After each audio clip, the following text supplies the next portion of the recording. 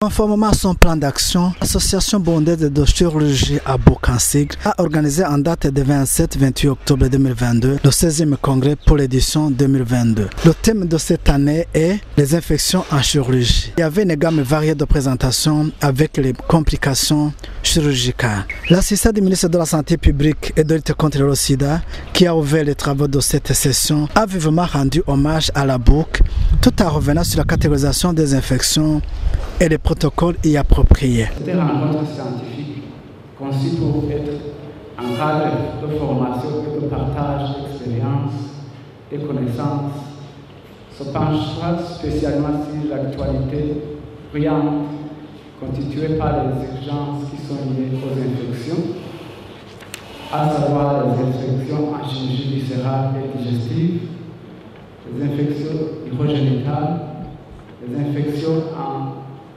orthotraumatologie, les infections en neurochirurgie et ORL et consorts. Je vous félicite pour avoir pensé à organiser cette table ronde d'échange et de débat sur la prévention, le traitement des infections chirurgicales ainsi que les récents développements de l'usage des antibiotiques et les protocoles appropriés aux infections chirurgicales. La chirurgie de district initiée par le ministère de la Santé publique en collaboration avec la Bouk est une panacée pour avoir réduit les références non indispensables, puis a martelé l'assistant du ministre. Je saisis d'ailleurs cette opportunité pour reconnaître officiellement votre participation à la formation des médecins et voir au niveau des hôpitaux de district pour la prise en charge des urgences chirurgicales au niveau des hôpitaux de district, ainsi que la pratique de la chirurgie essentielle. Nous savons aussi que votre association a l'ambition d'accompagner les médecins et voir au niveau des coins les plus éloignés dans l'amélioration de la qualité des soins chirurgicaux offerts à la population burundaise. Recevez, Monsieur le Président, et l'association de chirurgie à travers ma personne et les autres membres de la société savante et remerciements du ministère de la Santé publique et de la lutte contre le sida. La Bouk a participé dans la formation des médecins de district et les résultats sont très probants, nous a partagé le médecin chirurgien. En fait, la chirurgie de district est un projet énorme du ministère de la Santé publique qui est évidemment exécuté par les membres de l'association burundaise de chirurgie dans différents coins du pays. Il y a beaucoup d'hôpitaux et si j'ai bonne mémoire, l'année passée, on est passé à la formation de 25 médecins, 25 infirmiers de bloc opératoire, 25 techniciens anesthésistes. Théoriquement, sur un mois et pratiquement dans 5 hôpitaux qui étaient ciblés pour passer 6 mois ensemble avec des chirurgiens qui faisaient des relais au fur et à mesure pour donner leurs connaissances pratiquement. Parce que la chirurgie, c'est la théorie, mais c'est aussi la main. Il faut montrer comment on fait sur place. Et selon les prévisions des partenaires financiers de ce projet, je pense qu'il y aura même une deuxième série de formations. À compter les résultats attendus de cette formation de chirurgie de district, nous espérons que tout ce qu'on a enseigné pourra améliorer sensiblement la prise en charge de la population, des pathologies, du ressort de chirurgie, particulièrement les infections pour le congrès actuel.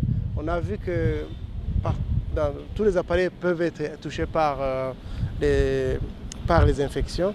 Particulièrement si je me réfère à la cavité abdominale qui est ma spécialité, vous aurez compris que la majorité des infections sur les études présentées venaient des hôpitaux de district. Mais ça, c'est avant la formation en chirurgie de district.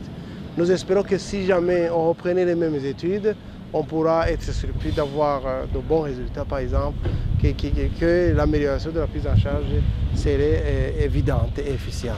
Dr Jean-Claude Mbonichour, un des organisateurs du 16e congrès, nous donne ses impressions sur le déroulement des résultats de ce congrès et la contribution de la faculté de médecine de l'Université du Burundi au service de la communauté.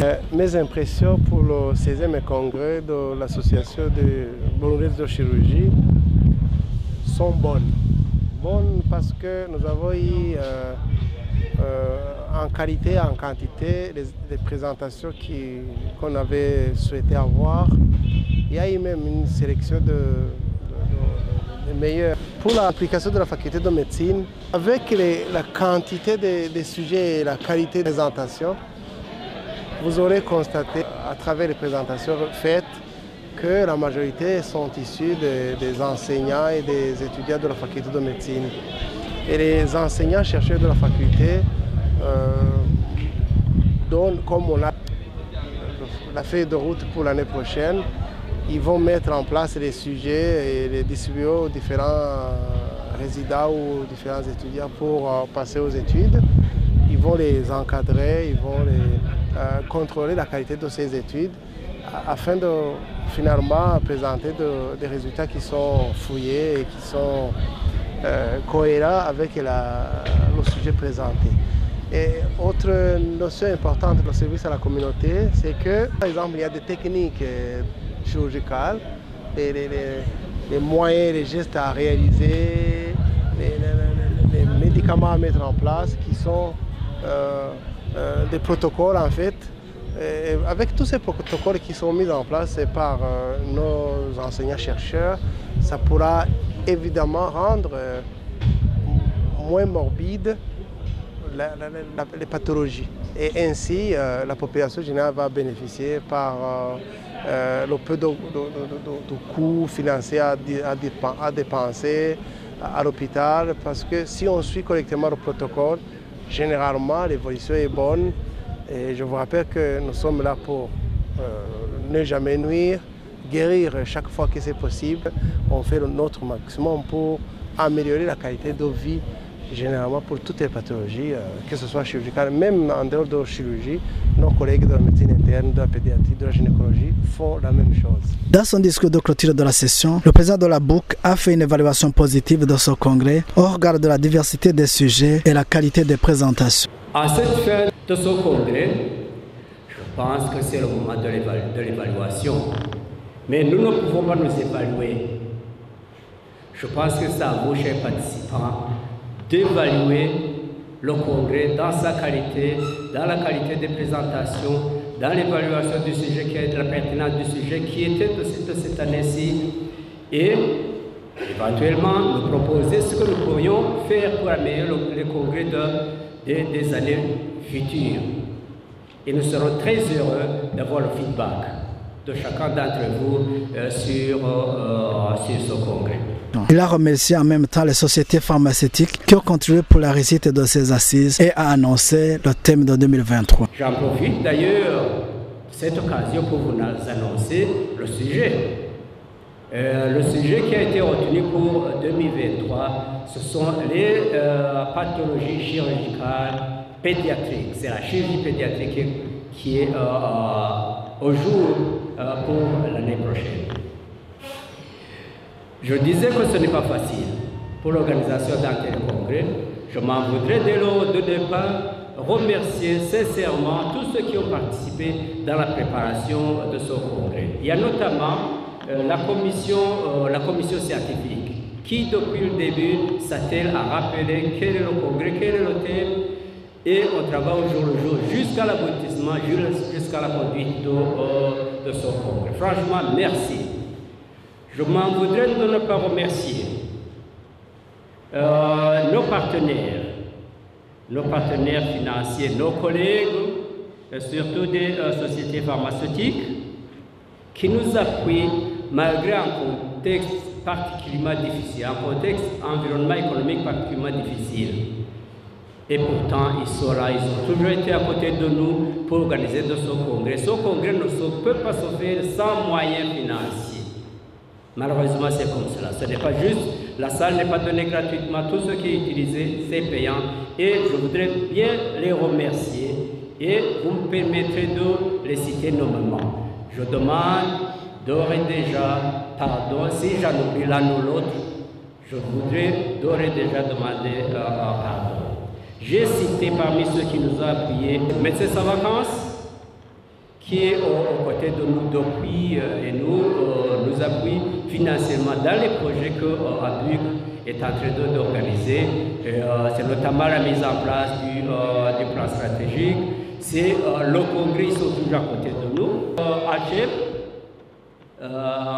partenaire classique, Chignon, Multifarm, Egoms, Unifarma, DENC, Becra Pharma, pour ne citer que cela. Je sais que ceux qui ne sont pas sur la liste, probablement ils auraient voulu, mais ils ont eu des difficultés. Ce n'est pas que nous leur en voulons, non.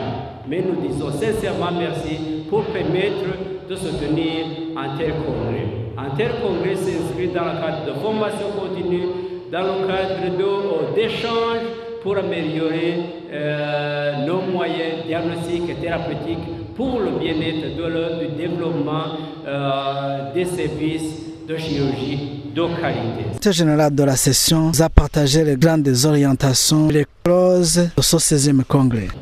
En général, on a noté que le soldat Bordeaux est mieux à évaluer les appendicites à opérer et les appendicites probablement à traiter médicalement, même s'il y en a moins dans nos régions. Pour les sepsis intra-abdominaux, il faut noter que la laparotomie faite en urgence expose plus aux complications, ce qui est tout à fait logique, et fait l'entraîne aux hôpitaux de district qui opèrent, parce que la majorité des malades qui se sont infectés et chez qui on a repris venaient de l'intérieur du pays, dans les hôpitaux de district. Mais nous avons aussi intérêt à espérer qu'avec la formation à chirurgie de district, il va y avoir un régime mieux. Qu'est-ce qu'on note aussi d'important? Il faut éviter le plus possible les anastomoses en milieu septique. S'il le faut, préférer une autonomie transitoire, non prolongée, comme je vais vous présenter dans l'intubation colique, ou carrément, si les conditions locales le permettent, et si le terrain de la personne, du patient le permet, on fasse une intubation iléocolique droite au lieu de faire des anastomoses en milieu septique. Et pour le drainage des abcès du foie, c'est une bonne expérience à maîtriser, à continuer. On a compris que la radiographie peut beaucoup intervenir pour nous aider à gérer ces patients, surtout qui sont en qui présentent des coagulopathies avec un taux d'OTP qui est bas, donc qui contre-indique que la chirurgie ouverte vaut mieux préférer le drainage périorbital. Et la gestion des structures entéro-cutanées doit tenir compte de son degré. Il peut y avoir des fissures qui se ferment spontanément et d'autres qui nécessiteront évidemment une prise en charge chirurgicale. La session 3 a parlé des infections urogénitales, des cas cliniques de lithiase responsables d'infection ou d'infection probablement responsable de lithiase. Il y a lieu de ne pas séparer fortement les deux. Donc, l'antibiothérapie, même après cytototomie, doit être prolongée jusqu'au moins 2 semaines pour juguler le foyer infectieux. Qui n'a pas compris que la procédure de césarienne peut changer la probabilité d'avoir des infections si c'est fait en respectant les recommandations de l'OMS. La gangrène de Fournier, évidemment, existe et souvent, même si ça a un bon pronostic, la consultation tardive retarde toujours la prise en charge et il faut faire attention, rechercher toujours les facteurs de risque d'infection, de gravité à la démission. Et je vous le dis aussi, le drainage urinaire est systématique pour la prise en charge de gangrène de Fournier, mais la déviation fécale est rare. Ça peut se faire, mais c'est au cas par cas. C'est la première journée. Pour la deuxième journée, il était question de revenir sur les infections à l'orthopédie qui avaient été débattues longtemps pour la première session. On a vu que l'infection est une complication fréquente et de mauvais pronostic chez les traumatisés en général, et que même ceux qui n'étaient pas traumatisés mais qui bénéficiaient des arthroplastiques prothétiques et pour autres indications peuvent développer malheureusement des infections sur prothèses et qui sont de mauvais pronostic aussi, comme vous avez vu les cas qui ont été présentés par notre collègue Hussein Gilbert. Les deux cas, pour le moment, n'ont pas toujours de traitement en place parce qu'on a été obligé de retirer les prothèses qui étaient mises. Est-ce que c'est l'infection qui précède le desserrement de la prothèse ou c'est l'infection qui est responsable du desserrement? Ça aussi, ce n'est pas aussi facile à comprendre. De toute façon, la prise en charge doit toujours s'attaquer aux deux complications de l'arthroplastie en respectant toujours les protocoles qui ont été proposés. Vous avez vu qu'il y a eu beaucoup même de nouveautés dans la prise en charge de ces infections sur prothèses.